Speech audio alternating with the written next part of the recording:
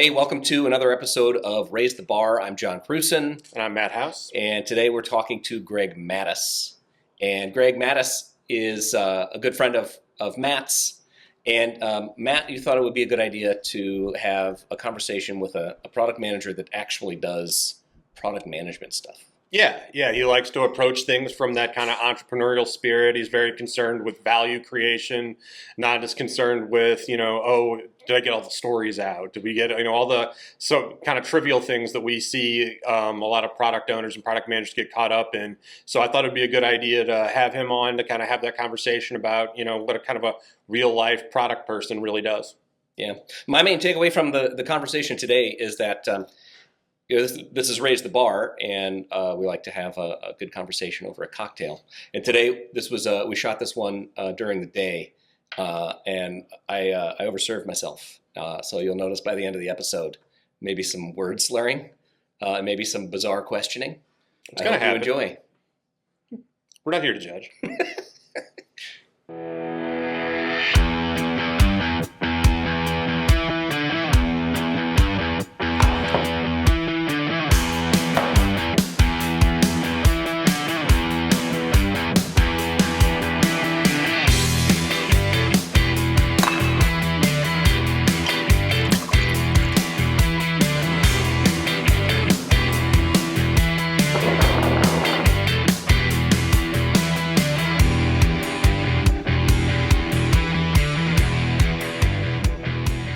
Greg Mattis is with us today from Trimble. Previously Rivet in your personal experience, right? Yes. Am I good so far? Yeah, you got it. Yeah, Okay. Just keep going. Okay, and feel free to editorialize. I'm just going to grab some party nuts here. Do it. Where it sounds dry, because I'm just listing like moments that have happened in your life, you can say stop right there, because that's going to sound terrible unless I describe reality. Okay. You went to Indiana? I went to two schools in Indiana. I went to Purdue. Purdue. I was going to say Notre Dame. Got my degree in mechanical engineering there. No kidding.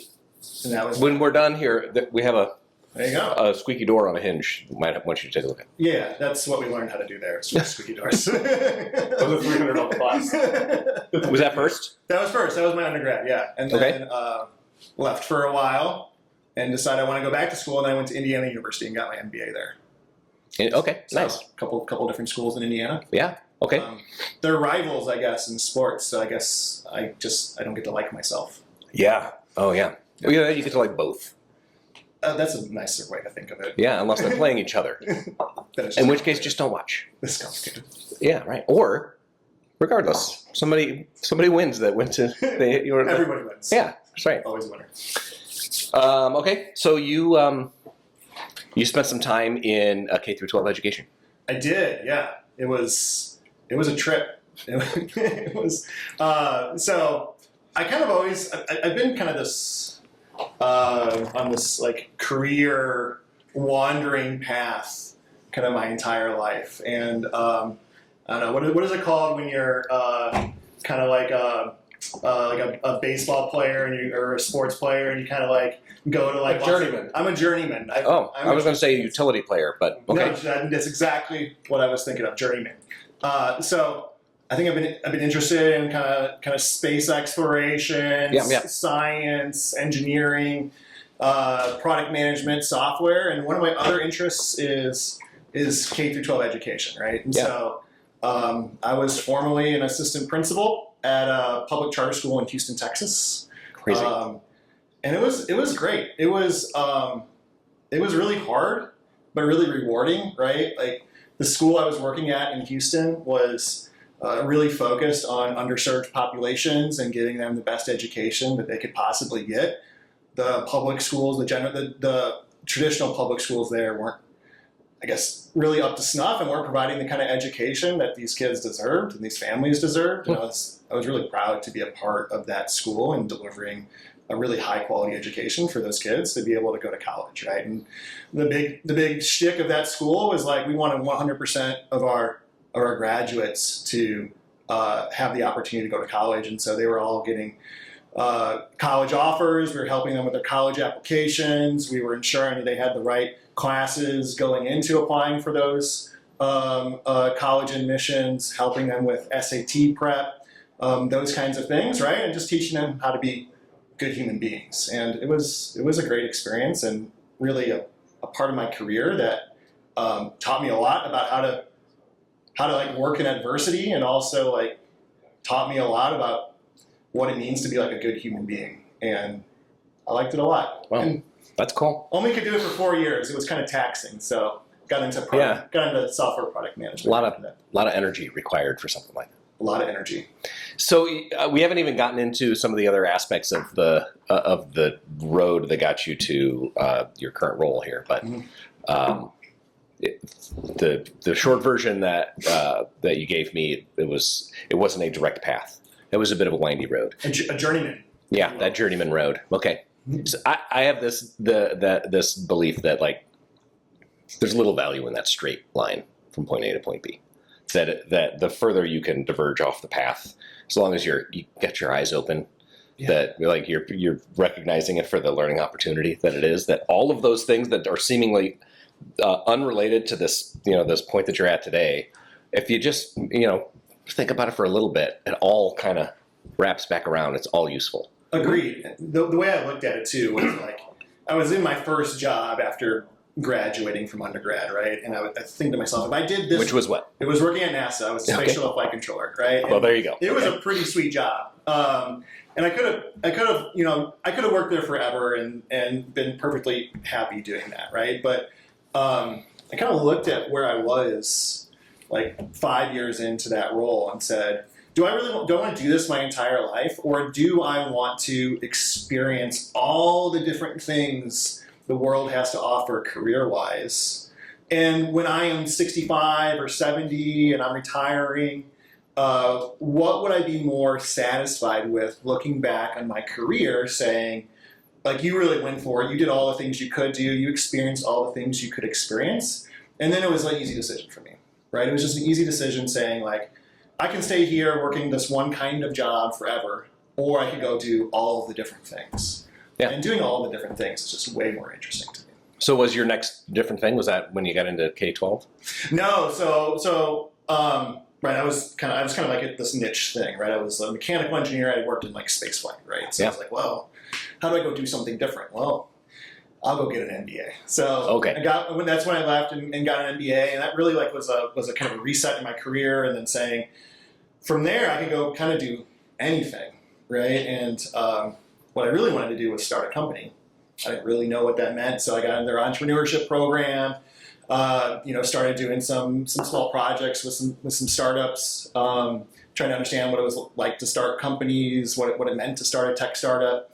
And then when I graduated my MBA, I started a company, and we can talk about that. And ran it into the ground and started another company, and that one's doing okay, but experienced a lot, learned a lot. As you mentioned, the winding path is how you learn. Yeah. And it's absolutely super helpful now as I work for Trimble and manage a product. You using your words, you ran a company into the ground, or the company ran itself into the ground, whatever. A little bit of both, maybe. Okay. Or it didn't work out, as some companies don't from time to time. What was a new company the next step there? It was a professor at Indiana University actually started the second company and wanted some team members to start joining his company, and so that the second one is kind of towards the end of the first one. I started working for the second one. Yeah, was an early employee, not a founder of the second one. What's the story of the company that didn't work out? Yeah, so the first company was called Analog Computing Solutions.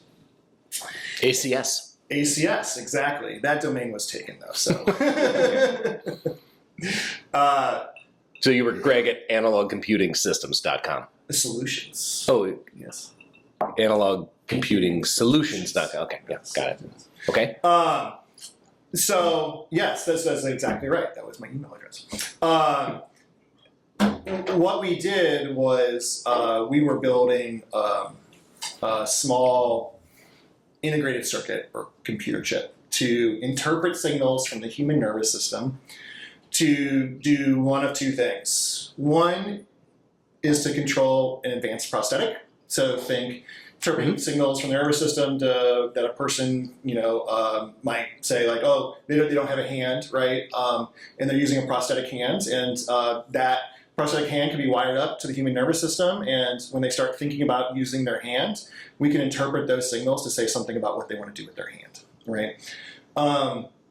Another use case would be for like neurostimulation or neuromodulation. So a lot of different therapies for different like pains or even epilepsy is to kind of measure signals in the human nervous system to determine, is pain happening right now, or or do I need to stimulate this particular nerve in this way to relieve that pain or stop a seizure?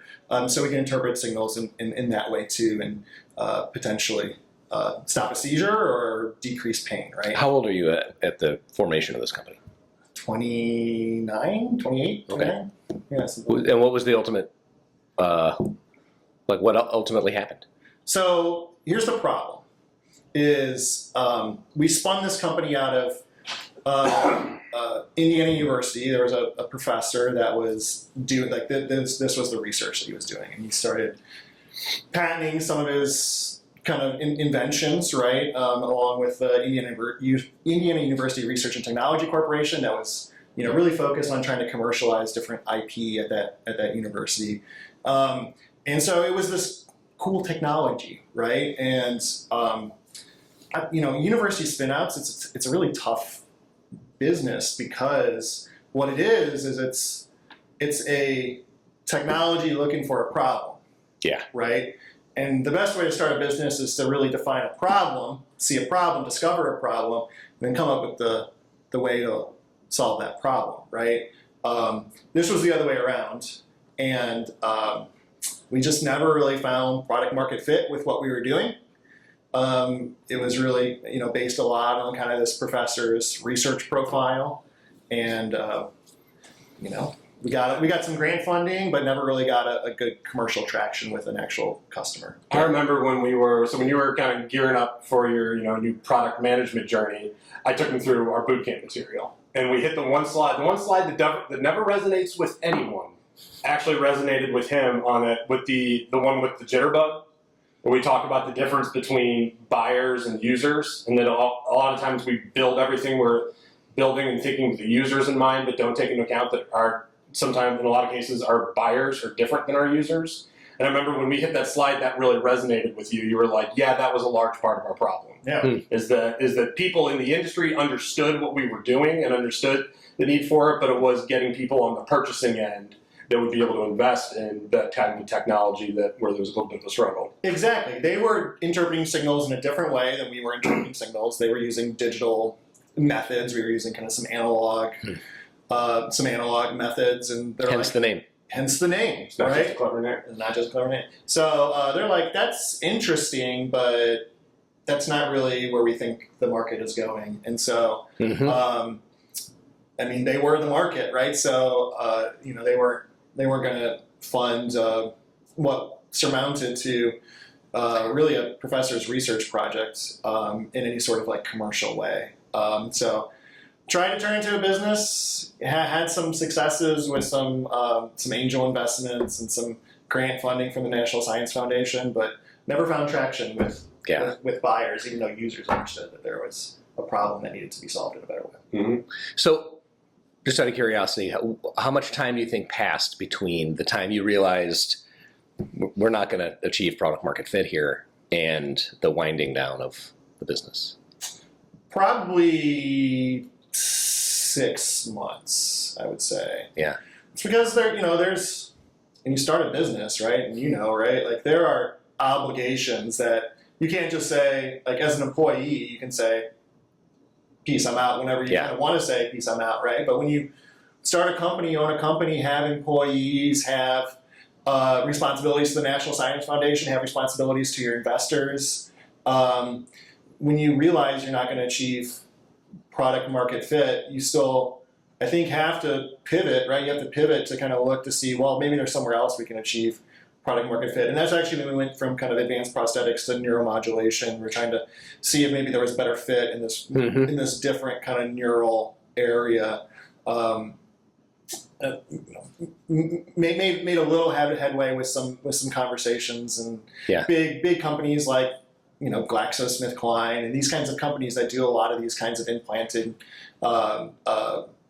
different ways to interpret signals in the nervous system, right? And they just, in the end, again, like the technology wasn't all that interesting to them longer term, and we were hawking a technology and not trying to solve a problem. We could have solved that problem in lots of different ways, but we were just focused on that technology, and that was a problem. We've been talking a lot about bets lately and where we want to place our bets, and as a company, or like in Vegas. As a company, or as a service, or as a product, as a feature. Yeah, sure. All of these things roll up and roll down to, however, whatever scaled aspect you want to look at, an entire company, or, a specific decision within a product, within a feature, within a, how much time is it worth it to spend on this thing before we've proven to ourselves that this is or isn't going to work. And it's interesting to hear about it from the all or nothing perspective of a company. Like this whole thing is a bet. And I'm curious, we haven't even talked about the Trimble aspect of it, but I'm curious how that experience informed the way you go about doing your work as a product manager today. How do we think about bets? It's good, right? I often think about, so as I was kind of just starting my formal product management journey, Matt sent me a link to a YouTube video. It was Product Ownership in a Nutshell, I think that's what it's called. It's a cool little, have you seen it before? Yeah. Too many times. And the thing I remember the most about it is everything you do, everything you choose to do, you should look at it from like two angles. One is like, what is the value that this thing will bring, the potential value that this thing will bring, and what is the effort that it takes to do that thing, right? And I think that particular framework is just a really great way of thinking about every decision as a product manager, right? Is, well, if there's two things that deliver the same value, but one takes 1 month and one's going to take 6 months, like we should do the thing that's going to take 1 month, right? Like that makes sense. Like let's get value out the door as quickly as possible. And conversely, like if we have two things that take 6 months, but one delivers more value and one delivers less value, like obviously do the one that delivers more value, right? So I just think about like starting a company and like what are the different opportunities or things that you can do in terms of starting a company, right? Choosing the things that are going to allow you to bring value, but also like bring value more quickly. Because then if you do it quickly, you're doing it cheaper. And for some reason, if that thing doesn't end up bringing you value, then you can go try the next thing that you think is going to bring you value, right? And I think being a product manager is much thinking the same way. Yeah. I don't know if this ends up on the value end of the equation or the effort end of the equation, but one thing that we don't think enough about, I think we get trapped into thinking it's just as simple as the value to the customer versus the effort to build the thing and get it in production. But there's this mushy, gooey center of the intersection between value and effort. There's a lot of effort required once you put the thing in production that's supposed to be valuable to the user, of getting the user to agree with you that it's valuable. So I just saw a headline, I haven't read it yet, but something along the lines of the latest obstacle for autonomous vehicles they're now discovering is that humans think they're better than the autonomous option. That you can't, there's no software to be built to overcome the effort required to change their minds. It's a completely different set of activities, and it's education, and it's time, and it's patience, and it's just wearing out the other option in favor of this option. That effort we don't usually think about. We think about, well, how long is it going to take to code it? Yeah. So it gives me two thoughts. One is kind of tangential, but I just want to share it because I think it's kind of a cool thing to like reminisce on. And then the second one will be kind of more in line with that, right? So similar, commanders on the space shuttle would land that thing manually, right?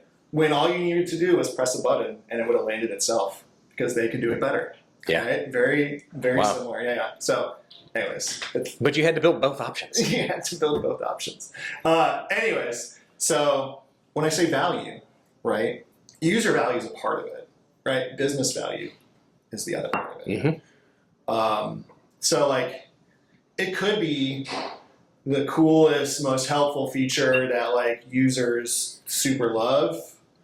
And, like, if it's not a feature that's going to allow the business to capture value, then it's maybe not worth building. It may be still worth building, but, like, you need to consider both sides of that value coin, right? Because if you don't, then, like, you're building a super cool thing you can't monetize, and what is a business if you're not monetizing something, right? Yeah.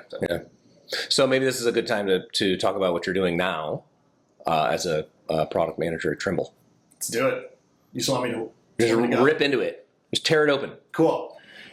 So my group within Trimble, just quite widely. I envisioned how awful that must look when we actually turn this into a video. So, Trimble's a big company, right? Trimble is, I think about 12,000 or so employees. And I work on kind of just a small, like 40-person group within Trimble. And the product that I lead is called App Exchange, and it's an integration platform for the construction industry. Okay. And our goal is to help our customers be able to use their software in easier ways, to automate their business processes, to make data move from one piece of software to another piece of software without them having to enter data here and enter data here, right? So, lots of different industries out there that have kind of similar problems. I have lots of different pieces of software. I need those pieces of software to talk to each other. But the construction industry is really unique in a way where they are a company by themselves that has that kind of problem, but they're also on dozens of different projects, each with dozens of different companies, all working to build the same building or build the same road, right? So these interoperability challenges that companies have in this space is really acute. And I think that there's a really amazing opportunity to deliver value to those customers to help them, one, make their own business work really well, but also to help their projects work really well by sharing data across systems between different stakeholders on that same project, right? So I'm the product lead for that integration platform. We build integrations. People use the platform to build integrations. We were formerly a company called Rivet here in the St. Louis area. Yeah.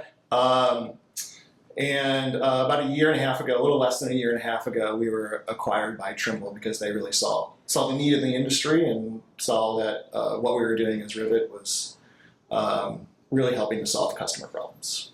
So where were you how entrenched were you during that acquisition period? Like how close was I? would say that I was aware of it, right? But I wasn't like in the weeds with the lawyers and the negotiation and the due diligence and things like that. So it was interesting. How long had you been there? I had been there when it was being acquired about a year and a half. Oh, okay. Yeah. How did it impact your ability to do your job? Our CEO, Tom Stem, he did a really good job of like shielding the team from any distraction of that was happening during the acquisition and post-acquisition, because we know what the problem is in the industry, and we are laser focused on trying to solve that problem. And eliminating distractions and being able to focus on solving that problem was something he did really well and something that I really really appreciated. And, just generally, it was kind of, you're living kind of the startup dream, right? When you're like working for a small company and you're trying to get acquired, and then you get acquired, and it's a good fit for when you get acquired, right? Like you're acquired for the right reasons and not like acquired for any sort of like competitive, like get rid of the competitor kind of like thing. Like they wanted to buy our business to help Trimble work better. Wow. And solve more problems for Trimble customers. Right? And it sounds like they made good on that promise. Yeah. Which doesn't always happen. I mean, I was just having a conversation the other day about another acquisition where almost immediately the culture of the mothership took over and said, yeah, I get it. It's cute. You were doing it that way, but this is who we are now. This is who you are now. And it caused a lot of disruption and just how individuals felt like they could get their job done. Yeah. So, excuse me. So how would you describe your job? What do you do? So I am the product lead for App Exchange, right? So, I have a couple product managers that report to me, a designer, a couple tech writers, a couple platform enablement folks. As the product lead for App Exchange, I mean, generally, right, like the goal is to understand what our users need, what's going to bring them value, identify like what are the things that we need to focus on first and prioritize, define, and then deliver those features in tandem with the engineering team. And at the end, I think people forget about this piece is like really focus on adoption of those new features, right? Like you can build the greatest widget in the world, and if no one uses it, like it doesn't matter. Right? Why did you build it? Yeah. Why'd you build it, right? So you look at that full kind of continuum of product management. I lead the team to help do that, right? All the way from user research and design to product adoption with our enablement team, right? Yeah. So on the topic of prioritization, something that I kind of wanted to pick your brain on, especially from kind of your days when you guys were Rivet and you were smaller, you were trying to grow your products while you probably also had a couple of really key customers. Mm-hmm. How did you balance the request? Because I've run into this with a lot of companies that we've worked with where they're kind of either in startup mode or just kind of moving out of startup mode and growing, is balancing that prioritization between what are your customers asking for versus what you believe is going to be better for the product overall, and kind of making those trade-offs. So you gotta have a North Star when you're doing any of this, right? Mm-hmm. Like, what are you trying to achieve? Especially when we were Rivet, we were focused 100% on growing our MRR, our monthly recurring revenue, right? Mm-hmm. And sometimes that meant doing something specific for a large customer, and sometimes it meant not doing something specific for a large customer, right? If doing that something specific for that large customer was going to bring in a lot of revenue, maybe we did it. If it wasn't going to bring in a lot of revenue, and we knew that the relationship could take the hit of not doing that thing, right? Or the revenue at risk was not as big as the revenue opportunity from doing something else, then you go and do that other thing, right? And you put that, you put that 100K ARR at risk, knowing that doing this other thing over here is a $1 million ARR opportunity, right? And so you just got to weigh those things. I don't think it's a one size fits all. I think that there's times at which you got to do the thing for the one big customer. Mm-hmm. To realize that revenue, but you can't always be making that decision. Right. Otherwise, you're just custom building things for a handful of customers, and you're not going to build something that's widely adoptable. Right? Yeah. And we run into that today too, right? I just got an email today from a large potential customer who wants to have our software be able to geo-isolate our data in Europe, right? It's something we know we need to do, right? But there's about 10 other things that we need to do before even doing that makes sense, right? So it's a hard conversation, and I got some meetings set up with my management team to talk about how are we going to address this large customer? Can we put them off? Do we need to meet these needs? it's a complicated give and take, right? And it doesn't end when you're not a small company and become a large company. Well, doesn't it kind of get harder because doesn't the answer just do it all? Just do it all. Yeah. I was lamenting about just do it all today. Why?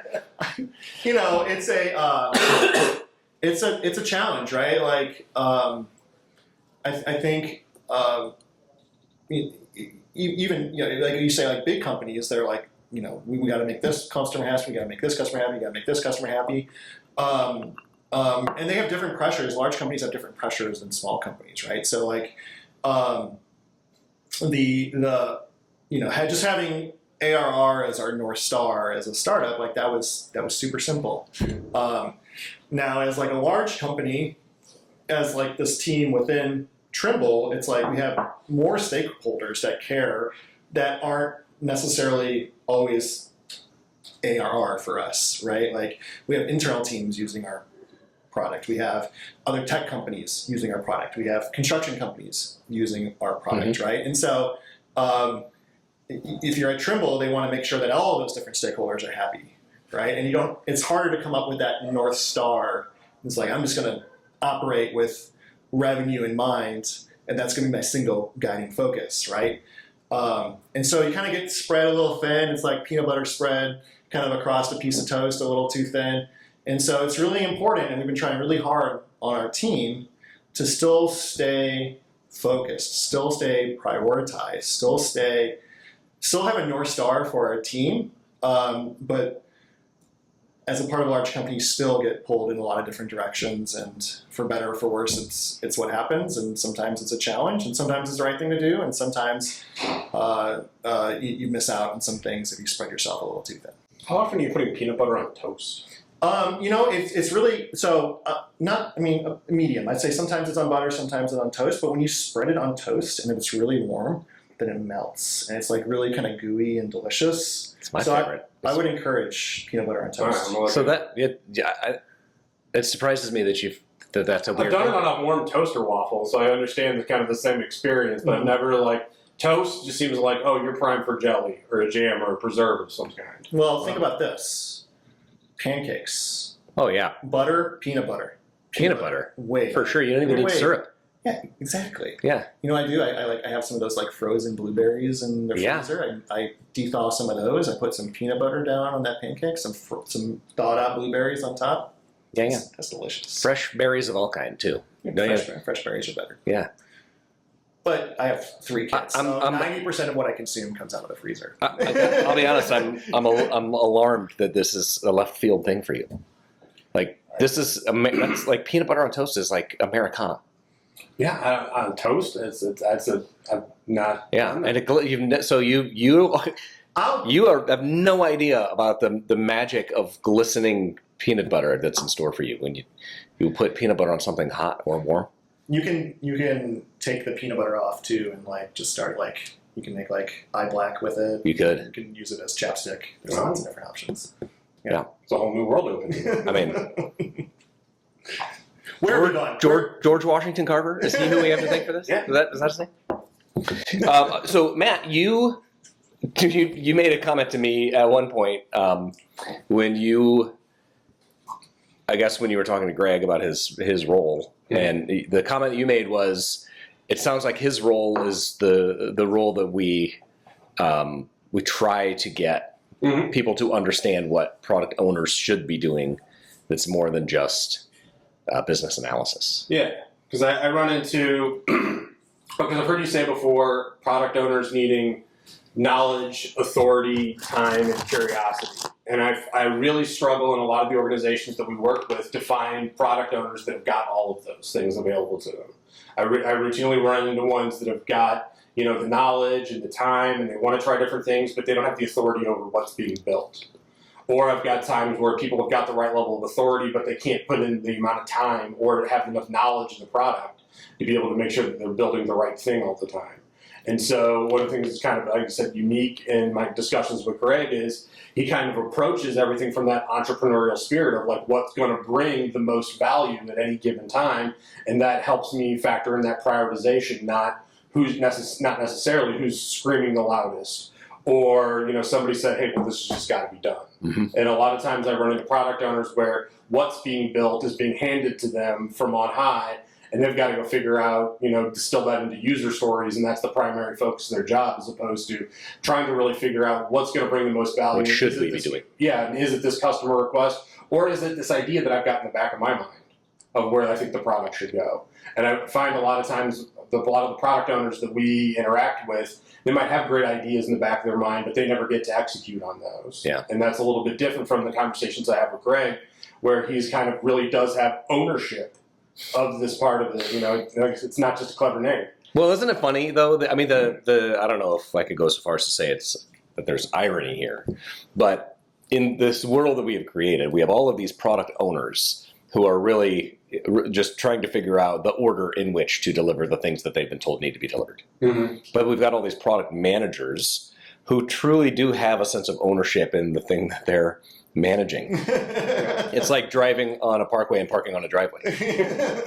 So does that ringing true? Yeah, that resonates for sure, 100%. We like to draw the pie of the work that a product owner does, product manager does, and divide it up equally in terms of working with the backlog to make sure that the work that is about to be done is well understood by the people that are going to do the work.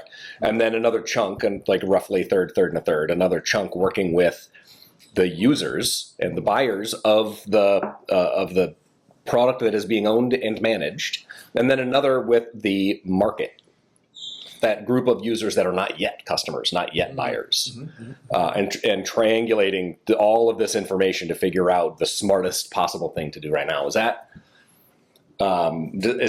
sound like the work that you're doing?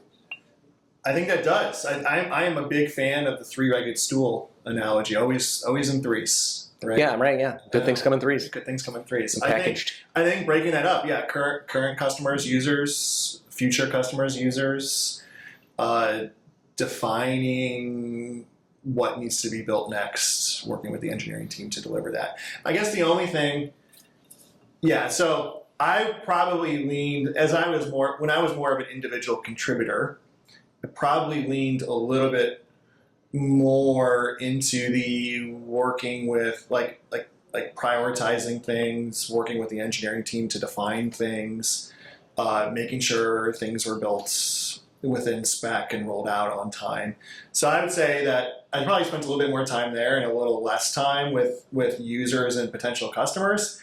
But I think that was probably because of where the product was. And like we kind of knew the gaps already. Like we knew what they were. It was like really obvious, like what the things that we needed to do were.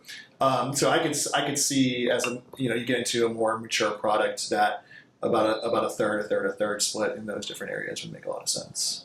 How much time do you get to spend with out in the marketplace, just interacting with users and buyers, and interacting with the individuals in the market?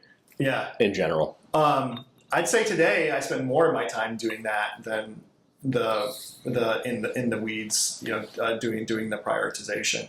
I'd say today, as a product leader and having direct reports, I'm more spending a third of my time with current customers, a third of my time in the market with future customers, and a third of my time with my direct reports, helping them think through prioritization, design, execution, rollout, things like that.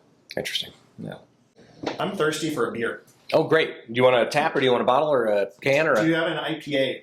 Oh, yeah, we do. This episode sponsored by Alaskan Juno Juice. Juno Juice, a hazy IPA for every day. Juno Juice. Thank you, Alaska. All right, stop. We hope you're enjoying today's conversation, but we need to talk about your cloud migration. How's that going for you? Is it taking too long? Is it costing more than you expected? Way more? Sketch makes migrating to the cloud easy. Our cloud optimization team can find out what's going wrong with your migration, fix it, and even pair with your team to upskill their understanding of the cloud environment. Now that's raising the bar. Reach out to Sketch today and find out how they can help you save time and money with your cloud migration. Now back to the bar. So on the new product owner video game that's coming out, There's a product owner video game? I don't know, but if there was, and you're creating your player. It's going to be a 99. This is a 99. A 90. Yeah. What? What are the attributes of your perfect product owner? What are the attributes? The attributes. He's talking Madden. Oh, okay, thank you. Yeah, I don't know. You're creating the LeBron of product ownership. Yeah. Maybe Jordan. I don't know where you stand on that, but either way. Yeah. Was this like the attributes where you get to define like arm strength and speed and agility and height? Yeah, all of those things. Like, what are the attributes? I mean, that's a great question. Yeah.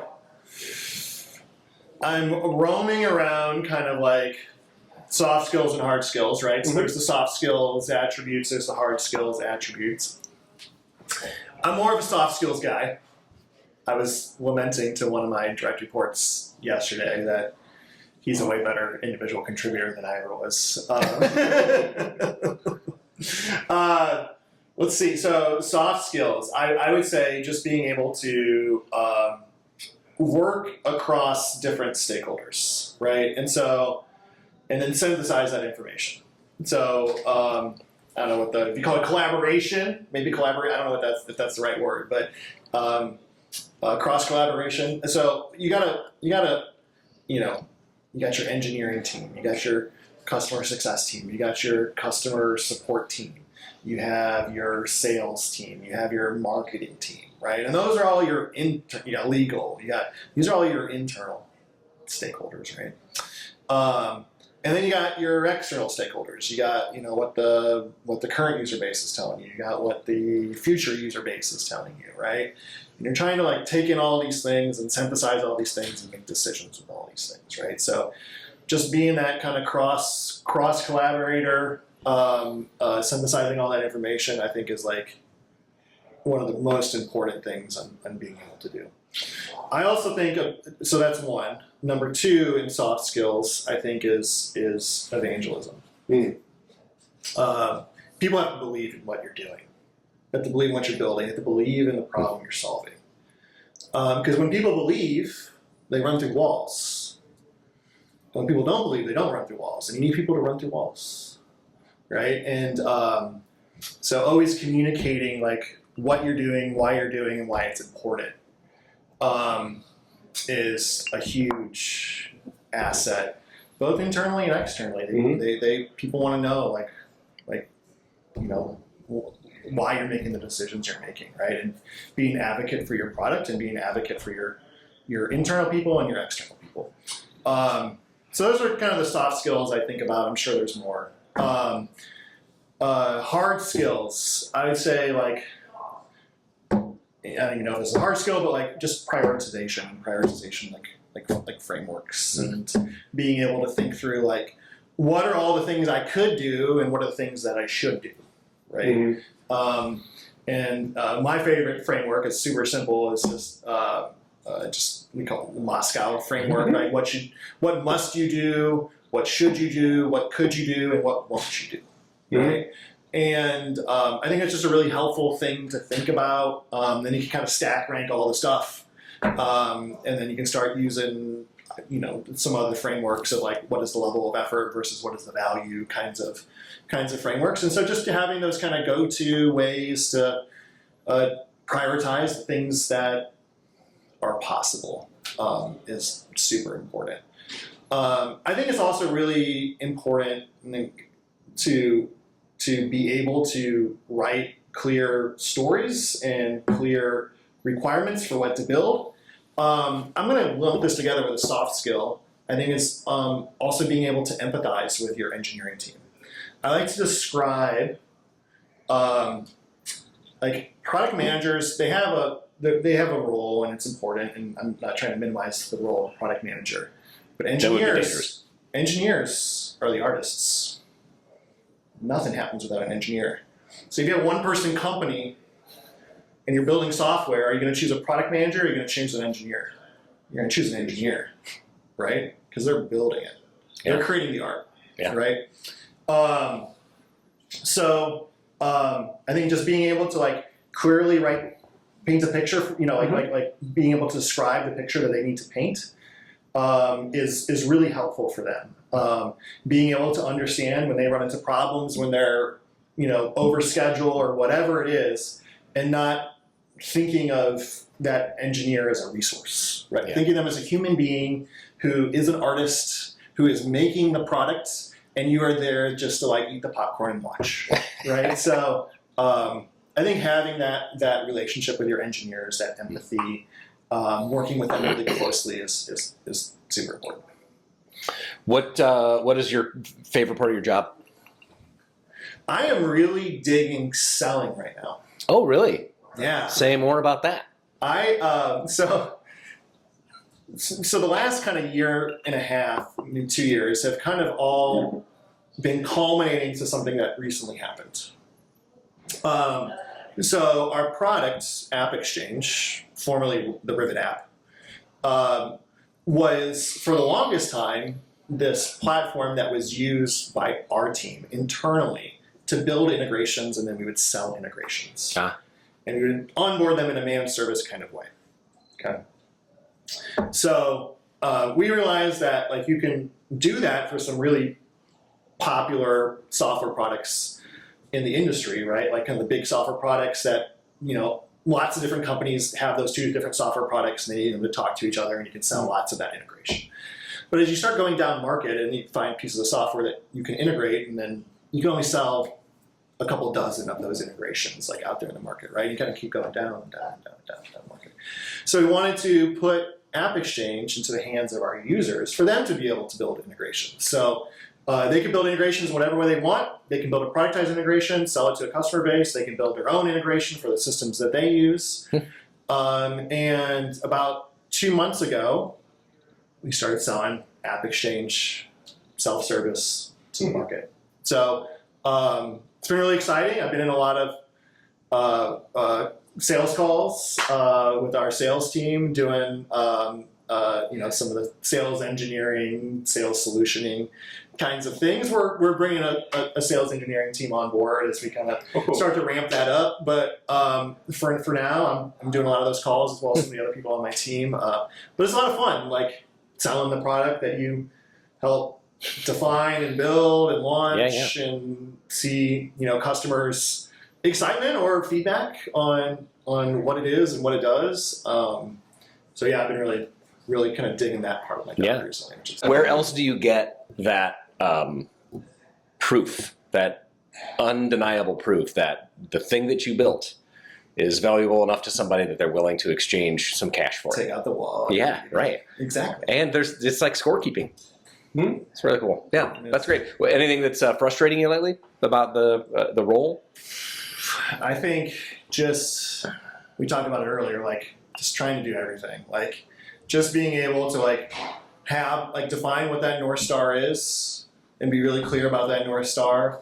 And I don't think it's a simple thing. So like it's frustrating in that like there's just, I think as a small company it was really easy to know that North Star. In a large company it's a challenge that like is a different challenge, right? And so just trying to work through that, understand exactly like what do we need to build and why, what do we need to focus on and why. It's not as simple as just like ARR. Yeah. Right. And is AI meaningful at all in your world? Is it? Yeah.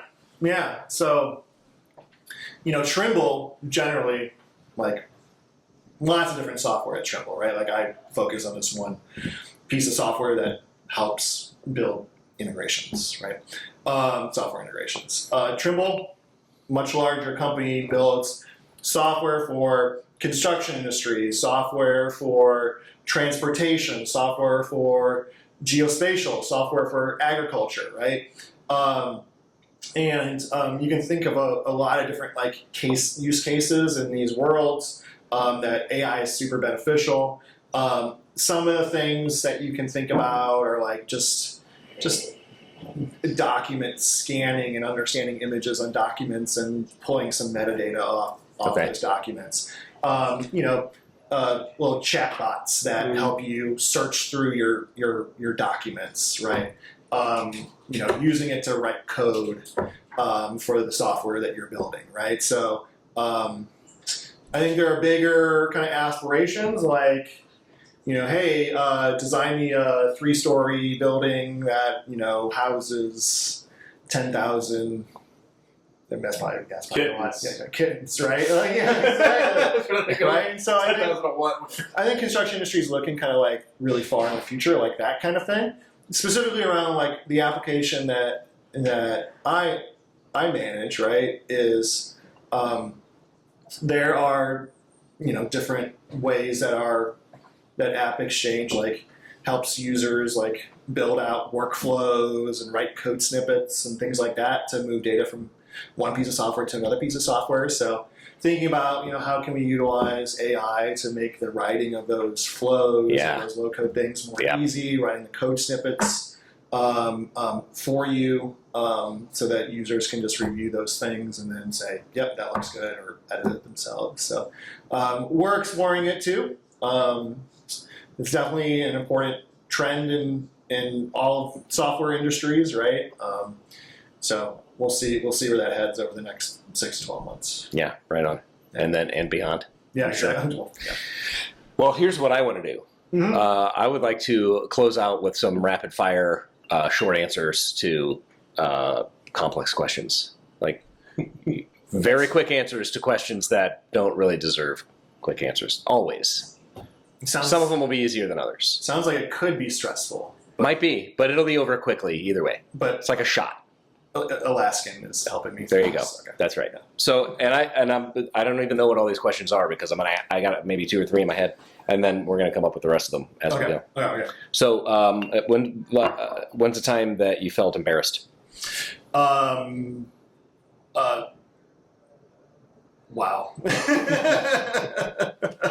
So you want to be truthful, but you don't want to be too exactly right. Yeah. Too yeah, truthful. It's tough. Maybe when I didn't answer this question, or when you spilled Juno juice through the hole in your lip. That I can't answer your questions for you. And what's embarrassing to one is not embarrassing. I would have worn it like a badge of honor. Name a time when you were most proud. When I had my 3 kids. Or my wife. 3 times. I didn't have them. Which one made you most proud? Ooh, good question. Not going to answer it. Yeah. A book that made you change your mind about something you held deeply. Good question. A book I liked a lot recently was Inspired by Marty Kagan. Marty Kagan, right on. Yeah, that's a good one. Lots to think about and rethink in that one. First concert you went to? Probably Dave Matthews. No kidding. Where? It was Riverport at the time. Oh yeah. No, it's still Riverport for the locals. Okay. That was your first concert. Favorite concert? Probably Dave Matthews, Tim Reynolds at Purdue. Wow. Okay. The most daring thing you've ever done? I am not a very daring person. Me neither. Probably starting a company after the MBA. Okay. No. I would contend that starting a company after seeing how hard it is with the first one. No. But I can't. Who am I to answer your questions for you? Maybe that was just. What are you allergic to? Penicillin. Allergic to penicillin? Are you really? Yeah. That sucks. Yeah, I know. Do you get sick a lot? Not really. No. But what do you mean when I take penicillin? No, like because you can't take penicillin. The one time I did, though. Yeah, right. Very itchy. Well, what about, is it penicillin or is it any of the cillins? Any of the cillins. Dang. So what do you do for a bacterial infection? This is really personal. Okay, let me ask it a different way. Right now? Is it weird that I knew your brother was allergic? Let me ask you a question. Let me ask that question. Like, I don't know what he's allergic to, but I know his brother's allergic to fish. What does one do when one has an allergy to penicillin and they have there are other antibiotics they just prescribe you. Gotcha. I don't think they work as good as the Cillins. No, I think you hear the Cillins are the best. It's like off-brand Cillin. It's off-brand Cillin. Yeah. Okay. Do you have any of these for me that I should be asking? What did you learn the most as a Sonic employee? As a Sonic employee, what helped you the most when we worked at Sonic? Because I got to be honest, I learned a lot about process design. I thought it was a very helpful job. I mean, just understanding of acronym design. Because you were making hamburgers, and the only thing you saw up on the screen was you got to make a TTBCB. Wow. Okay. What does that mean? So yeah, Texas toast, bacon, cheese. Yeah. What are your thoughts on Jennifer Garner? Talented. Okay. Well, I think this interview is over. Based on that. Talented. Let's see what else. Is that accurate on the part? That is not what I wanted to hear. We're going to delete the entire video. We've been watching. Okay, a so lot, you- We've been watching a lot of what is it called? No, the kid one, the Yes Day one recently. Oh, yeah. I know what you're talking about. Anyways, keep going. One more. You've lived in. You've kind of traveled the country or lived all over the country ish. A lot of places, yeah. Favorite? Lived in DC for 3 months. That was cool. Yeah. Yeah. If you couldn't live in St. Louis, where would you live? Anywhere else? You could live anywhere else. Where would it be? You can't live in St. Louis. St. Louis is closed. Denver. Denver. Why? I like the mountains. Yeah, the mountains. That's where Trimble's located. There you go. So in a Goodwill Hunting scenario, I'm the Ben Affleck here. I'm the one that wraps up with the boy's wicked smart. Yeah. Greg's the one that got away. Yeah, The guy else. yeah. Greg got out. Nice. How do you like them apples? Uh-huh. So was there a moment where you knocked on his door to drive him to Sonic and he just wasn't there He anymore? wasn't there. This is where we cut our teeth professionally. Yeah. Sonic. Yeah. I mean, I believe that everybody should have those experiences. Mine was at Tippins. Oh. Remember Tippins? Oh, yes. Oh, yeah. That was. I still, thankfully, you can get Tippins pies at Deerberg's. And Yes. that's my wife's. Yes, you can. Thank you for the reminder. I need to get a Tippins pie. You're That's welcome. My wedding anniversary this weekend. I I think- need to get a coconut cream pie from Tippins. I don't know about Sonic, but I think that Tippins was a valuable and thoroughly degrading experience. They're really great. Did you go home? Did you work the night shift at Tippins? I said when I had to. Yeah, did you go home? I mean, actually, I would have loved that because that means I'm making pies. But I was slinging liver and onions and American fries and burgers. Yeah. That's what I was doing at Sonic. There you go. Ooh, I'm smelling amazing. So amazing. Fade to black. Cool. That's it. That's the show.